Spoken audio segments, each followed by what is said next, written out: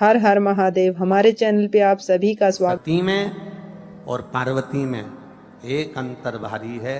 सती माँ धनवान है और पार्वती मैया गुणवान है। इसलिए पूरी दुनिया में जितने भी व्रत हैं, पूरी भारत की भूमि पर जितने व्रत होते हैं, कोई व्रत लक्ष्मी जी का नहीं है। भारत की भूमि पर कोई व्रत सरस्वती मैया का नहीं है। भारत की भूमि पर कोई व्रत इंद्राणी का नहीं है। भारत की भूमि पर कोई व्रत किसी देवी का नहीं है। जितना भारत की भूमि पर एक व्रत भारी है वो है माता पार्वती जी का। तीज का व्रत करोगे तो पार्वती जी का है। चतुर्थी का व्रत करोगे तो पार्वती जी का है। छठ का व्रत करोगे तो पार्वती जी का है। आप जितने व्रत देवी जी का करोगे नवरात्र में तो पार्वती जी का है। भारत की भूमि पर जितने व्रत हुए नारियों के, छोटी तीज, बड़ी तीज, हरतालिका तीज, करवा चौथ, जितने चतुर्थी के व्रत, जितने तीज के व्रत, जितने छठ के व्रत, जितने भारत की भूमि पर हुए, ये सब माता पार्वती जी के हैं। पार्वती के क्यों हैं? क्योंकि धनवान और गुणवान में अंतर है। माँ पार्वती गुणवान है, इसलिए माताएं उनके व्रत कर कर अपने अंदर भी वो गुण उत्पन्न करना चाहती हैं कि हम भी ऐसा तप करें, हम भी ऐसी साधना करें। हे माता पार्वती, जैसे आपका अखंड सौभाग्य है, हे माँ जगत जननी, हमारा भी मांग में अखंड सौभाग्य रहे। जैसे आपके चूड़े अमर हैं, हे माँ हमारे हाथ में भी चूड़े अमर हो। हे माँ जैसे आपके भाल की बिंदी अमर है, माँ मेरे भाल की बिंदी भी अमर हो। हे माँ जैसे आपके नैनों का सुरमा, बालों का गजरा अमर है, हे माता पार्वती हमारे भी नैनों का सुरमा और बालों का गजरा अमर कर देना। बस इतनी सी कृपा नारी माता पार्वती से मांगा करती है, माँ पार्वती से चाहती है। सूचक वस्तुओं का जो दान करता है वो जीवन में कभी विधवा नहीं होता। महाराज वो 8 वस्तुएं बताई हैं। पहला कुमकुम, दूसरा पुष्प, चाहे लाल हो, चाहे सफेद हो, चाहे पीला हो, पुष्प कोई भी हो। तीसरे नंबर पर है चंदन। चौथे नंबर पर है तांबुल, बीड़ा। 5वें नंबर पर है काजल। 6ठे नंबर पर है ईख। क्या बोलते हैं यहां पर ईख को? क्या बोलते हैं? गन्ना, ईख। 7वें नंबर पर है लौंग, खाने वाली जो लौंग होती है, लौंग। और 7वें नंबर पर है, 8वें नंबर पर है जीरा। कहते हैं चैत्र महीने की तृतीया तिथि को बिना नमक का भोजन कर कर, सुबह बिना नमक का भोजन करें, एक समय फलाहार करें बिना नमक का, और तुला दान के बराबर एक पलड़े में अपन बैठकर 8 वस्तुएं तुला की रख कर जो दान दे देता है वो नारी कभी विधवा होकर नहीं जाती। 7 जन्म तक अखंड सौभाग्यवती रहती है। अखंड सौभाग्य कार्य करेंगी तो भी सौभाग्य की सामग्री देंगी। सौभाग्य की सामग्री का दान क्यों किया जाता है? सौभाग्य सूचक वस्तुओं का दान क्यों किया जाता है? सौभाग्य की वस्तुएं क्यों प्रदान करी जाती है, क्यों दी जाती है? उसका कारण क्या है?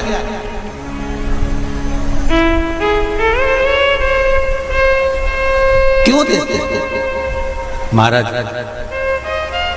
भारत की भूमि की सौभाग्यवती माताओं का एक मन की अभिलाषा रहती है। भारत की भूमि की माताओं की एक अभिलाषा रहती है कि जब उसके प्राण छूटे तो अखंड सौभाग्य धारण करके पति के कंधे पर और पुत्र के कंधे पर शमशान पर।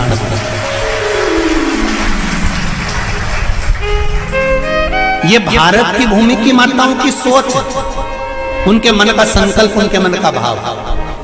और विदेश की माताओं का क्या संकल्प होता है? महाराज भारत का एक संत विदेश गया और भारत के संत जब विदेश गए तो वहां पर एक मां, एक स्त्री पति की कब्र के पास में बैठकर पंखा कर रही थी। भारत के संत को बड़ा दुख हुआ, देखो हमारे यहाँ की माताएं तो पति के साथ सती हो जाती हैं, हमारे भारत की भूमि की माताएं तो पति के साथ सती हो जाती हैं, पर ये तो विदेश की माताएं तो भारत की माता से भी बढ़कर है कि पति मर गया, कब्र के अंदर है, तो भी पंखा कर रही हैं। ये तो इनसे भी बड़ी है, भारत की माता से भी बड़ी ये विदेश की माता। तो भारत के संत से रहा नहीं गया और भारत के संत ने जाकर पूछ लिया विदेश की माता से, माँ जी एक बात बताओ, हमारे यहाँ पति के साथ पत्नी सती हो जाती है, वो प्रथम गिनती में आती है, पर तुम तो उससे भी बड़ी हो कि पति मर गया उसके बाद भी उसकी कब्र को पंखा कर रही हो। इतने में विदेश की माता ने कहा, मैं पति को पंखा नहीं कर रही हूं, हमारे यहाँ नियम है जब तक पति की कब्र नहीं सूख जाए हम दूसरी शादी नहीं कर सकते, इसलिए पंखे से सुखा रहा।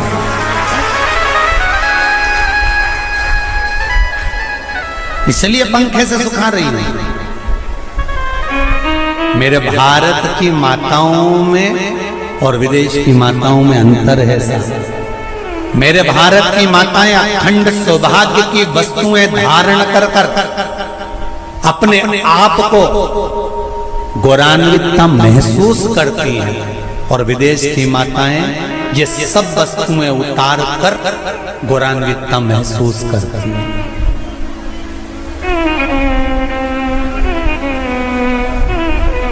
क्यों देते हैं चूड़ी का दान, क्यों देते हैं बिंदी का दान, क्यों देते हैं अखंड सौभाग्य का दान? किस महाराज?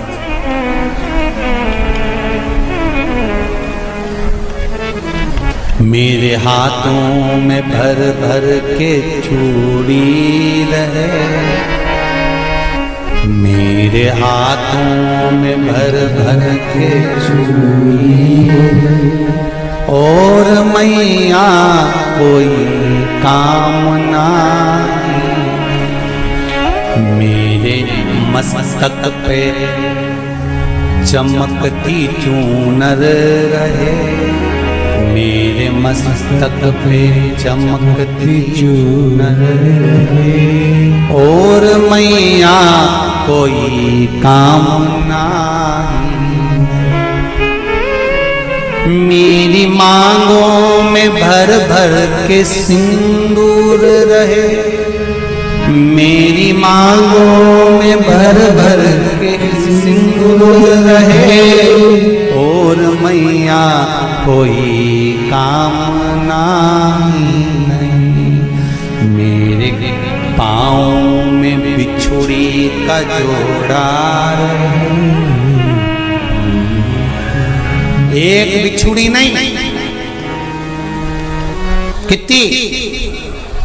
2, 3, 4, 5, एक एक पाँव में जोड़े से बिछुड़ी होना चाहिए, केवल एक नहीं, सिंगल नहीं। वो तो आजकल का फैशन हो गया महाराज, जो केवल एक बिछुड़ी धारण कर लो उसी में फैशन दिखे। श्रावण की शिव महापुराण की कथा कहती है, जब बेटी को विदा करा जाता है और पहली बार बेटी के पांव में जब बिछुड़ी डाली जाती है, तो वो बिछुड़ी भी अलग अलग नहीं होती, उस बिछुड़ी के जोड़ को चेन से एक दूसरे से बंधा हुआ होता। बोला सही है कि गलत? जितने आस्था चैनल पर कथा सुन रहे हैं, जितने फेसबुक पर सुन रहे हैं, यूट्यूब पर सुन रहे हैं, सुन लेना कि मेरे भारत की माताओं का जब पाणी ग्रहण संस्कार किसी बेटी का होता है, उसके पांव में जब पहली बार बिछुड़ा पिनाया जाता है, बिछुड़ी पिनाई जाती है, तो वो बिछुड़ी भी एक दूसरे से बंधी हुई होती है, चेन से बंधी हुई होती है। उसको अलग अलग वाली बिछुड़ी शादी के मंडप में नहीं पिनाई जाती। क्यों?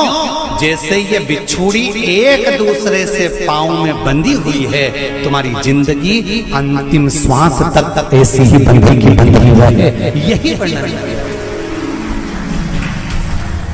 वो तो अब माताओं ने थोड़ा सा फैशन चेंज कर दिया, अब पांव में ज्यादा बिछुड़ी नहीं पहनती, गड़ती है, चुभती है, एक बिछुड़ी धारण महाराज। पर नहीं, बिछुड़ी भी दो हो, जोड़े से हमारी माताएं, भारत की भूमि की जो माताएं हैं, ये चूड़ी भी हाथ में पहनती है तो जोड़े से पहनती है। बोलो जैसा सही है कि गलत है? एक अकेली चूड़ी माताएं हाथ में धारण नहीं करती हैं।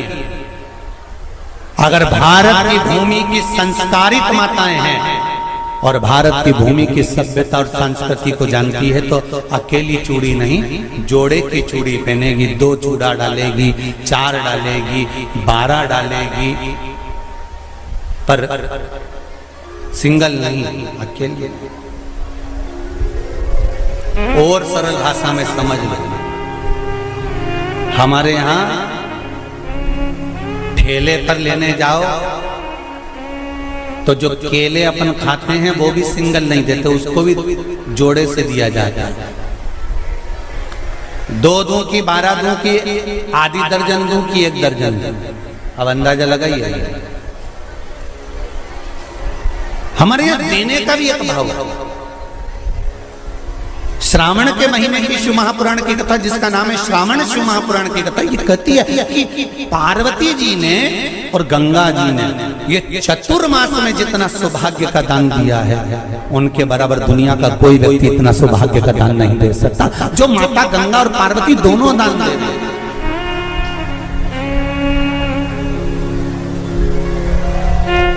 प्रतिदिन दे रहे हैं। और अब तो फैशन आ गया, तुम लोगों जो सौभाग्य का दान देते हो प्लास्टिक की डलिया में देते हो। पर एक एक पुराण को उठा कर देख लेना, एक एक उद्यापन को उठा कर देख लेना। जितनी तुम कथा तुम्हारे घर में छोटी छोटी कथाओं की पोथियां पड़ी हो, उनको उठा कर देख लेना। उसमें नहीं लिखा कि प्लास्टिक की डलिया में सौभाग्य की वस्तु का दान दिया जाता है। उसमें लिखा है बांस की पिटारी में, बांस की डलिया में सौभाग्य की वस्तुओं का दान दिया गया। क्यों? क्योंकि बांस वंश की वृद्धि करता है, बांस सौभाग्य की वृद्धि करता है, और बांस अखंड सौभाग्य। जैसे बांस का पौधा बढ़ते चले जाता है, बढ़ते चले जाता है, उसी तरह बांस की डलिया में जब दान दिया जाता है, बांस की टोकनी में जब दान दिया जाता है, तो ये भाव रखा जाता है कि तुम्हारा सौभाग्य ऐसे ही बढ़ता रहे। पर अब थोड़ा सा फैशन चेंज हो गया तो प्लास्टिक की डलिया, पर प्लास्टिक की नहीं। हमारे चैनल पे आप सभी का स्वागत।